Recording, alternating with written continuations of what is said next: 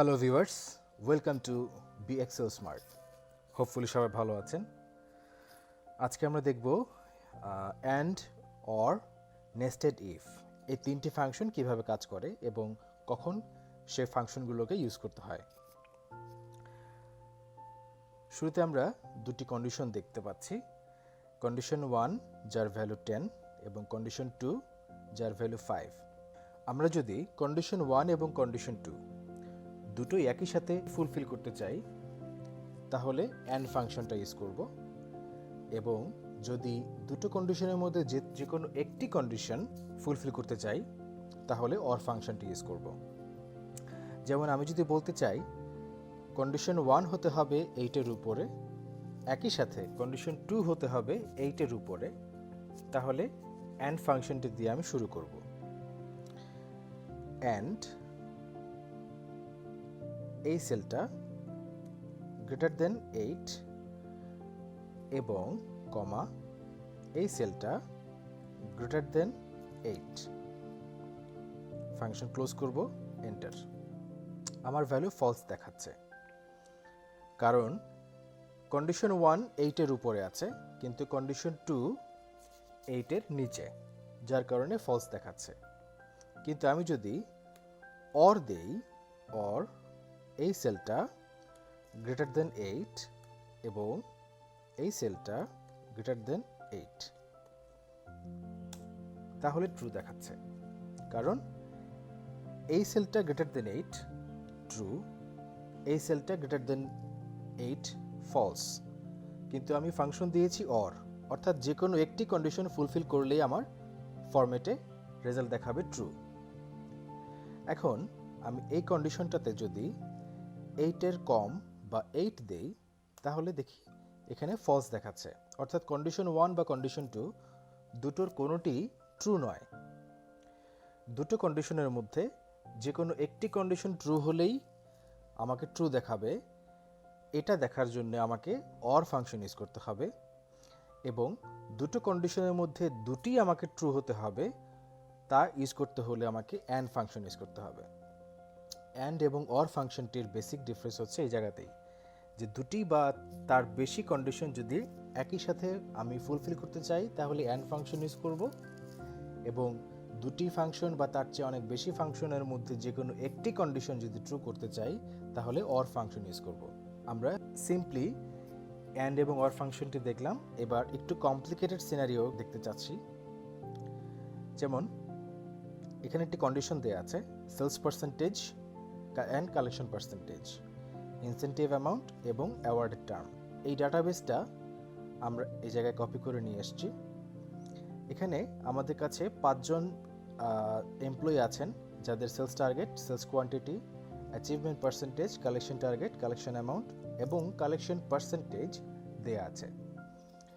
আমি নিচের এই টেবিলটি থেকে ডাটা নিয়ে এই জায়গাটায় বসাবো, তাদের ক্যালকুলেশন করব ইনসেন্টিভ অ্যামাউন্ট এবং অ্যাওয়ার্ডের টার্ম।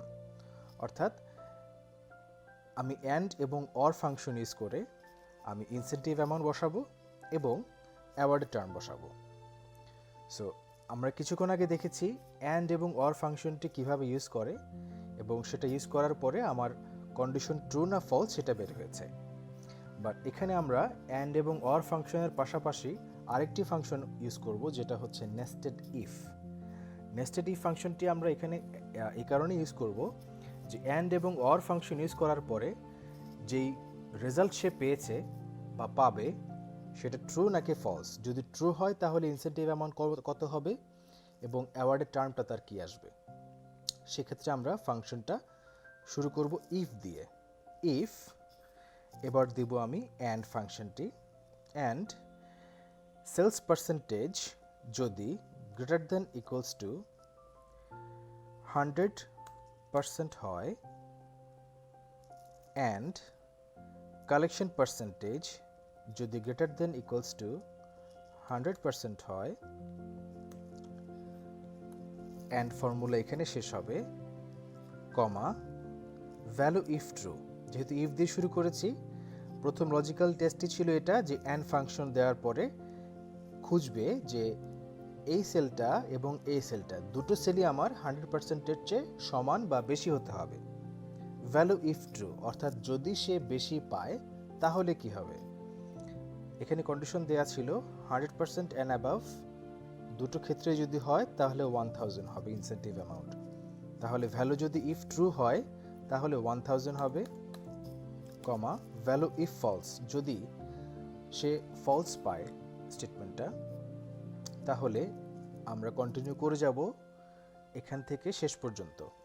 একটি ব্যাপার এখানে বলে রাখছি যে আমরা কন্ডিশনটি শুরু করেছি কিন্তু 100 থেকে শুরু করেছি। আমরা 60 থেকে শুরু করতে পারতাম, কিন্তু 60 থেকে শুরু করলে আমাদেরকে একটি প্রবলেম ফেস করতে হবে, সেটা পরে দেখাচ্ছি। আগে ফর্মুলাটি শেষ করি। ইফ, একইভাবে অ্যান্ড দিয়ে শুরু করব, অ্যান্ড এই সেলটা যদি greater than equals to, second condition 90%, and এই সেলটাও একইভাবে গ্রেটার দ্যান ইকুয়ালস টু 90% হয়, ভ্যালু ইফ ট্রু, তাহলে এখানে কন্ডিশন দেওয়া ছিল 900, কমা ভ্যালু ইফ ফলস, যদি ফলস হয় একইভাবে আবার থার্ড রোতে চলে যাব, অ্যান্ড সেলসের পার্সেন্টেজ যদি গ্রেটার দেন ইকুয়ালস টু 80% হয়, and collection percentage is greater than equals to 80% হয়, ভ্যালু ইফ ট্রু, যদি ট্রু পাই আমরা তাহলে 800, value if true 800, value if false next রোতে চলে যাব, অ্যান্ড পরের কন্ডিশন ছিল যদি সেলসের percentage greater than equals to 70% হয়, and collection percentage is greater than equals to 70% হয়, তাহলে ভ্যালু ইফ ট্রু 700, যদি ফলস হয় নেক্সট কন্ডিশন ছিল 60%, এই sell if greater than equals to 60% and a cell is greater than equals to 60%, value if true, তাহলে দেখতে পাচ্ছি incentive amount 600, but যদি ভ্যালু if false পায় সে, তাহলে তার নিচে প্রত্যেকটা ক্ষেত্রে 0 আসবে, সো 0। আমরা ব্র্যাকেট ক্লোজ করব, যতগুলো ব্র্যাকেট দেয়া ছিল সবগুলো ব্র্যাকেট আমরা ক্লোজ করব। দেখতে পাচ্ছি আমাদের ইনসেন্টিভ অ্যামাউন্ট এসছে 0, অর্থাৎ সে কন্ডিশন দেখেছে 59% এবং 77%-এর ক্ষেত্রে এই টেবিল অনুযায়ী ফর্মুলা আমাদের 0 আসা উচিত, কারণ 59%-এর কোনো স্লট এখানে নেই, অর্থাৎ সেলস পার্সেন্টেজ এবং কালেকশন পার্সেন্টেজ দুটো ক্ষেত্রেই আমাকে কন্ডিশন ফুলফিল করতে হবে, যেহেতু আমরা অ্যান্ড ফর্মুলা দিয়েছি। দেখতে পাচ্ছি এখানে যতগুলো কন্ডিশন আছে প্রত্যেকটি কন্ডিশন অ্যান্ড কালেকশনের যতগুলো কন্ডিশন আছে দুটো কন্ডিশনই একসাথে ফুলফিল করতে পারলে এই ইনসেন্টিভ অ্যামাউন্ট আমরা দেব। সো এই দুটো কন্ডিশন আমরা দিয়েছি এইখানে অ্যান্ড ফর্মুলার থ্রুতে। দুটো কন্ডিশনের ক্ষেত্রে 0 আসছে। কেন 0 আসলো? কারণ 59-এর কোনো স্লট আমাদের এখানে নেই, আমাদের ইনসেন্টিভ শুরু হয়েছে 60% থেকে। সো 60% অ্যান্ড অ্যাবাভ যদি হয় তাহলে 600 পেত, কিন্তু এখানে 60%-এর নিচে 59 এসছে। একইভাবে 68 এবং 90-র ক্ষেত্রে সে মিনিমাম 68কে সে কাউন্ট করেছে, আর 68-এর স্লটটা সে ধরেছে 60% অর্থাৎ 600। সো আমরা যদি এটা কপি করি কন্ট্রোল ডি, এখানে 600 এসছে। একইভাবে 107 এবং 114-এর মধ্যে যেহেতু অ্যান্ড ফাংশন দেয়া আছে, মিনিমাম সে ক্যালকুলেট করবে 107%টাকে, সে 100-এর স্লটটা নেবে 1000। সো কপি করলে এখানে 1000 চলে আসবে। পরেরটি দেখতে পাচ্ছি 67 এবং 83, দুটোর মধ্যে মিনিমাম আছে 67%, যেটা কিনা সে 60%-এর স্লটটা নেবে ক্যালকুলেশন করার পরে এখানে 600 আসার কথা, দেখি হ্যাঁ 600 এসছে। পরেরটা 84% এবং 95% দুটোর মধ্যে ক্যালকুলেশন করে তার 84%-এর স্লট অর্থাৎ 80%-এর স্লটে 800 আসার কথা, দেখি রাইট আমাদের ফর্মুলা 100% কাজ করেছে। অর্থাৎ আমরা এই 5 জনকে যদি ইনসেন্টিভ দিতে চাই তাহলে আমরা এই কন্ডিশনগুলোতে আমরা ইনসেন্টিভ দেব। সো আমরা এন্ড ফাংশন দেওয়ার কারণে আমার সেলস পার্সেন্টেজ এবং কালেকশন পার্সেন্ট দুটোতেই যদি বিলো নিচের এই টেবিল কন্ডিশনটি মেনটেন করে তাহলে আমরা এইভাবে ইনসেন্টিভগুলো দেব। আচ্ছা, এখন আমি যদি কন্ডিশনটা চেঞ্জ করি, যেমন আমি যদি বলতে চাই যে সেলস অথবা কালেকশন দুটোর যে কোনো একটিতে আমার 100% হয় তাহলে 1000, সেলস এবং কালেকশন দুটোর যে কোনো একটিতে 90 হলেই আমার 900, তাহলে ফর্মুলাটি কেমন হবে? অর্থাৎ আমি অ্যান্ডের জায়গায় এখানে অর দেব। তাহলে আমরা কিভাবে ক্যালকুলেশন করব? জাস্ট আমি নিচেরগুলো মুছে দিচ্ছি। প্রথমটাতে অ্যান্ডের জায়গায় প্রতিটি ক্ষেত্রে আমি অর দিয়ে দিব, অথবা পুরো ফর্মুলাটি শুরু থেকে শুরু করতে পারি। তো আমি অ্যান্ডের জায়গায় অর দিয়ে দিচ্ছি প্রথমটাতে, দ্বিতীয় কন্ডিশনেও অ্যান্ডের জায়গায় অর দিচ্ছি, থার্ড ওয়ান অ্যান্ডের জায়গায় অর, ফোর্থ ওয়ান অ্যান্ডের জায়গায় অর, এবং লাস্ট ওয়ান অ্যান্ডের জায়গায় অর। দেখতে পাচ্ছি আমাদের ইনসেন্টিভ চলে আসছে 700। কিভাবে আসলো 700? প্রথমবার কিন্তু এখানে 0 এসেছিল, কারণ অ্যান্ড ফর্মুলা দেওয়া ছিল। এবার অর ফর্মুলা দেওয়ার কারণে 77 এবং 59 দুটোর মধ্যে ম্যাক্সিমামটা সে নিয়েছে 77%, অর্থাৎ সে 70 স্লটটা ধরেছে 700-এ। তাহলে অর ফর্মুলা যে পরেরটা আমরা দেখি 90 এবং 68-এর মধ্যে 90টা হচ্ছে হাইয়েস্ট। সো 90 এই স্লটটা সে নেবে 900, এখানে 900 চলে আসার কথা। পরেরটাতে 107 এবং 114, অর্থাৎ এই ফর্মুলাটা সে নেবে। সেলস এবং কালেকশন দুটোর মধ্যে যে কোনো একটাতে 100% হলেই 1000 চলে আসবে। পরেরটাতে 67 এবং 83 আছে, আমাদের স্লট আছে এখানে 80%-এর স্লট 800। দুটোর মধ্যে যে কোনো একটি যদি 80%-এর অ্যাবাভ আসে তাহলে আমরা 800 পেয়ে যাব। তো আমরা দেখতে পাচ্ছিলাম যে 60% অ্যাবাভ সে এটাও নিতে পারতো চাইলে, কিন্তু এটা নেয়নি, সে নিবে 800, অর্থাৎ যেটা হাইয়েস্ট এই জায়গাটায় সেটাই সে নিবে 800। পরেরটা 95 এবং 84-এর মধ্যে, সো হাইয়েস্ট হচ্ছে 95, সে 900 নেওয়ার কথা এখানে, রাইট 900 নিয়েছে। এভাবেই আমরা নেস্টেড ইফ আমরা ইউজ করব অ্যান্ড এবং অর দিয়ে। এবার আমরা দেখব যেটা বলেছিলাম যে শেষ থেকে শুরু করলে একটি প্রবলেম হতে পারে। আমরা যেমন শুরু করেছি 100% থেকে নিচ পর্যন্ত, আমরা যদি 60 থেকে শুরু করতাম উপরের দিকে যাওয়ার জন্য তাহলে কি প্রবলেম হতো সেটা দেখি। অ্যান্ড ফর্মুলাটা দিয়ে শুরু করি। অ্যান্ড যদি এই সেলটা is greater than equals to 60% হয় অ্যান্ড কালেকশনের সেলটা is greater than equals to 60% হয়, ভ্যালু ইফ ট্রু তাহলে 600, ভ্যালু ইফ ফলস অ্যান্ড সেলসের সেলটা is greater than equals to 70%, কালেকশনের cell is greater than equals to 70%, যদি ভ্যালু ইফ ট্রু হয় তাহলে 700, যদি ফলস হয় অ্যান্ড এই সেলটা is greater than equals to 80% and collectionের সেল is greater than equals to 80%, if value if true 800, if false again and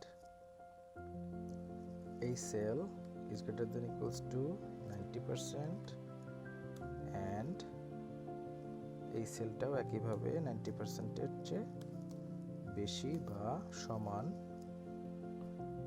হয়, if true 900, if false again আমরা পরেরটাতে চলে যাব and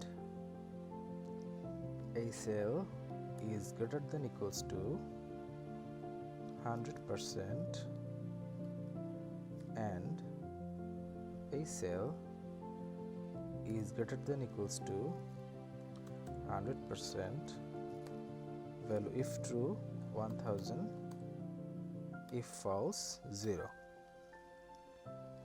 আমাদের ফর্মুলাটি শেষ করছি, 0 চলে আসছে, পরেরগুলো দেখি। আচ্ছা, ইরোরটা এখানেই হচ্ছে যে প্রথমটি 0, পরেরগুলো 600। তাহলে কেন ইরোরটা দেখাচ্ছে সেটা একটু বোঝার চেষ্টা করি। আমরা শুরুতে কিন্তু 100% থেকে শুরু করেছিলাম, 60%-এর এসে শেষ করেছি। এবার আমরা জাস্ট উল্টোটা করেছি, 60 থেকে শুরু করেছি, 100-এ এসে শেষ করেছি। তাহলে দুটোভাবে শুরু করার ডিফারেন্সটা কোথায়? ডিফারেন্সটা হচ্ছে যখন আমি 100% থেকে শুরু করব তখন আমরা ফর্মুলা যেভাবে লিখেছি এক্সেল ঠিক সেভাবেই এটাকে রিড করা শুরু করবে। আমি যেমন 60% থেকে শুরু করব, তো এক্সেল ক্যালকুলেশন করা শুরু করবে শুরু থেকেই। সে প্রথমে 60 খুঁজবে, পরে 70 খুঁজবে, পরে 80, 90 এবং পরে 100 খুঁজবে। সো এক্সেল যখন 60 থেকে খোঁজা শুরু করবে, তো প্রথমে এই দুটো ফাংশনের মধ্যে 60 থেকে সে খুঁজেছে, সে পায়নি, 0 দিয়েছে। এরপরে 60 থেকে খোঁজার পরে সে শুরুতে পেয়ে গিয়েছে 68। সো কন্ডিশনে দেওয়া ছিল কি, যদি এই দুটো সেলের মধ্যে দুটোই 60% অ্যান্ড অ্যাবাভ হয় তাহলে 600। সো ফর্মুলা ট্রু যে দুটোই 60%-এর চেয়ে বেশি, এই কারণে সে 600 নিয়েছে। এরপরে শুরু করেছে সে 60 থেকে। একইভাবে এই দুটো সেল যদি দুটোই 60%-এর চেয়ে বেশি হয় তাহলে 600, এবং পরবর্তী প্রত্যেকটা সেলে প্রত্যেকটার ক্ষেত্রে সে একইভাবে ক্যালকুলেশন করেছে যে দুটোই যদি 60%-এর চেয়ে বেশি হয় তাহলে 600। অর্থাৎ এক্সেল কিন্তু প্রথম যে 60% অ্যান্ড অ্যাবাভ প্রথম কন্ডিশনটা, এটার পরের দিকে আর যায়নি, কারণ প্রথম কন্ডিশনেই সে প্রত্যেকটাতে 600 নিয়ে নিয়েছে। আমরা যদি 100 থেকে শুরু করতাম, আস্তে আস্তে নিচের দিকে আসতাম, তাহলে আমাদের এই প্রবলেমটা হতো না, যেটা আমরা শুরুতে দেখেছি। সো আমাদেরকে কন্ডিশন যখন আমরা লিখব, এখানে ইফ কন্ডিশন দিয়ে যখন আমি কন্ডিশনগুলো লিখব, তখন আমাদেরকে খেয়াল রাখতে হবে যে আমি কোন জায়গা থেকে শুরু করছি। সহজ একটি ওয়ে হচ্ছে বেশি থেকে নিচের দিকে যাওয়া, কমের দিকে যাওয়া, যেটা আমরা শুরুতে করেছিলাম। 100 থেকে শুরু করেছি, এরপর 90, 80, 70, 60 অ্যান্ড কন্ডিশন 0। এভাবে আমরা অ্যান্ড এবং অর ফাংশনটি ইউজ করব ইফের থ্রুতে। এবার আমরা অ্যাওয়ার্ডের টার্মটি বসাবো। একইভাবে আমরা অ্যান্ড এবং অর ফাংশন ইউজ করে অ্যাওয়ার্ডের টার্ম বসাতে পারি, অথবা ইনসেন্টিভ অ্যামাউন্টে আমাদের যে অ্যামাউন্টটি লেখা আছে সেটি ধরে আমরা খুঁজে বসাতে পারি। তো ইনসেন্টিভ অ্যামাউন্ট ধরে যদি বসাই তাহলে আমাদের সময়টা কম লাগবে, ইনসেন্টিভ অ্যামাউন্ট ধরেই বসাচ্ছি। কিন্তু ইনসেন্টিভ অ্যামাউন্ট এখানে যেহেতু আমরা ভুল ফর্মুলা দিয়েছি, আমরা সঠিকটাতে আবার ফিরে যাই। আমাদের সঠিক ফর্মুলা ছিল এটা। এই ফাংশনটি এবার আমি কপি করে দিচ্ছি। if a cell is equal to, একইভাবে শুরু করব আমরা বড় থেকে, যাতে বড়টাতে খুঁজে না পেলে ইফ ট্রু বা ফলস যেটাই হোক, সে যদি খুঁজে না পায় পরেরটাতে যাবে, এরপরে পরেরটা এভাবে করে একটি একটি করে খুঁজে বের করে আমাকে এক্স্যাক্ট ইনফরমেশনটা সে বের করে দেবে। ইফ এই সেলটা ইকুয়ালস টু 1000 হয়, তাহলে আউটস্ট্যান্ডিং পারফর্মার, আমি এক্স্যাক্টলি এই কথাটি লিখতে চাচ্ছি। তো এক্সেলের মধ্যে যখনই ফর্মুলা দিয়ে আমি কোনো স্পেসিফিক ওয়ার্ড বা নাম্বার বসাতে চাবো, তখন আমাকে সেটা ইনভার্টেড কমার মধ্যে বসাতে হবে। আমি ইনভার্টেড কমার মধ্যে আউটস্ট্যান্ডিং পারফর্মার যদি বসাই তাহলে এক্স্যাক্টলি আউটস্ট্যান্ডিং পারফর্মার কথাটি আমাকে বসিয়ে দেবে যদি সে ট্রু পায়। ইফ ট্রু এটা, if false again if function, এই সেলটা equals to 900, value if true, again inverted কমার মধ্যে দেখাতে চাচ্ছি above average, above average invert comma close, value if true. আর যদি ইফ ফলস হয় তাহলে এই সেলটা যদি 800 হয় তাহলে ভ্যালু ইফ ট্রু পাবো আমরা average performer.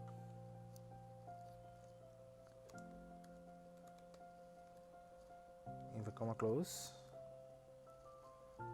Value if false again এই সেলটা যদি ইকুয়ালস টু 700 হয়, ভ্যালু ইফ ট্রু দেখতে চাচ্ছি below average, below average, inverted comma close, value if true চলে গেল। এবার ইফ ফলস তাহলে অ্যাগেইন ইফ ফাংশন, এই সেলটা যদি ইকুয়ালস টু 600 হয় তাহলে ইনভার্টেড কমার মধ্যে পুয়ার পারফর্মার,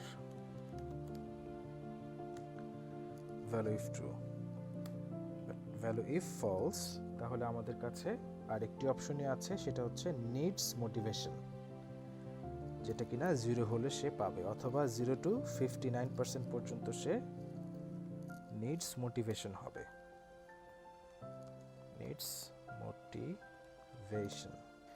এবার আমরা ব্র্যাকেট ক্লোজ করব, যতগুলো ব্র্যাকেট দিয়েছিলাম ততগুলো ব্র্যাকেট দিয়ে আমরা ব্র্যাকেট ক্লোজ করব। ব্র্যাকেট কম বেশি হলে কোনো প্রবলেম নেই, একটি ইরর মেসেজ দেখাবে, ইররে আমরা জাস্ট অ্যাকসেপ্ট দিয়ে অটো কারেকশন দিয়ে দিব। যেমন আমি একটি ব্র্যাকেট কম দেই, এন্টার দিচ্ছি, আমাকে একটি ইরর দেখাচ্ছে, এক্সেল জানতে চাচ্ছে যে অটো কারেকশন আমি করতে চাচ্ছি কিনা। আমি ইয়েস দিলে অটোমেটিক কারেকশন চলে আসবে। সেলটা বড় করছি, নিডস মোটিভেশন, অর্থাৎ এখানে 0 পেয়েছিল, 0 দেখাতে আমরা ফর্মুলাতে দিয়েছিলাম নিডস মোটিভেশন, চলে আসছে। পরেরটাতে 600 হলে আমাদেরকে দেখানোর কথা ছিল পুয়ার পারফর্মার। দেখি পুয়ার পারফর্মার দেখাচ্ছে কিনা, দেখাচ্ছে। পরেরটাতে 1000 হলে আউটস্ট্যান্ডিং পারফর্মার দেখানোর কথা কন্ডিশন অনুযায়ী, আউটস্ট্যান্ডিং পারফর্মার দেখাচ্ছে। পরেরটাতে পুয়ার পারফর্মার দেখানোর কথা, পরেরটাতে 800 হলে দেখানোর কথা ছিল এভারেজ পারফর্মার, দেখাচ্ছে। সো আমাদের ফর্মুলা 100% কারেক্টলি কাজ করেছে। এভাবে আমরা অ্যান্ড এবং অর ফাংশনটি ইউজ করতে পারি, এবং একই সাথে ইফ ফর্মুলাতে আমরা অ্যান্ড এবং অর এর থ্রুতে যে কোনো কন্ডিশন ফুলফিল করতে পারি। Thanks for watching, stay fine.